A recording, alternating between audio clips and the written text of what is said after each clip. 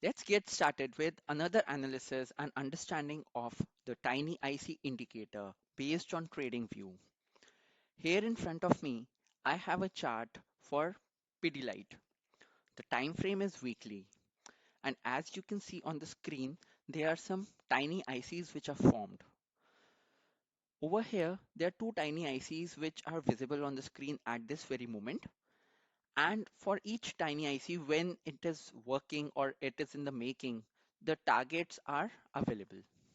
Along with the targets, the stop loss is also provided. Let's move and do the simulation and see how the targets and the stop loss move further. So the candles are in the making.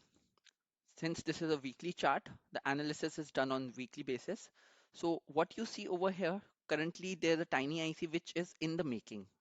So unless the tiny IC is complete, the targets would not be available. So the blue bar or the blue dot over here is still in the making. Let's see what happens next. The bar doesn't qualify for a tiny IC. The next bar begins. As you can see, it is another tiny IC which is formed, and as soon as the tiny IC is formed, we have the targets 1632 on the right side and 1516.95 that are basically the upside and the downside targets. The tiny IC range of the latest candle is 1606 and 1541.90. These are marked by blue highlights on the right hand side. Along with that, we have the information regarding the stop loss as well. So stop loss is 1371.65 for bull trade. And again, if we hover over on the top side, we would see it for the bear side as well. Let's move further. We are still within the range of tiny IC. There's an attempt that the tiny IC range is being broken on the downside. However, the next candle, it again regains and reaches within the range.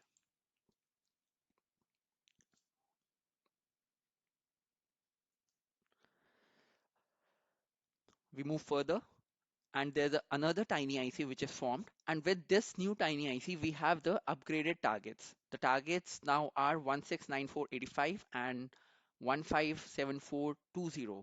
These are plotted on the right side and the plots are highlighted with dashed lines.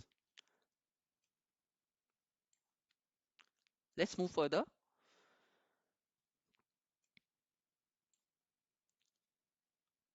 Now, as you see, in just another week, that is the next candle, subsequent to the tiny IC, the targets are already met over here. So if the range is broken on the for the tiny IC on the upside, it moves further on the upside and the targets are already met. And this is how the analysis are done on various time frames with help of the TradingView indicator.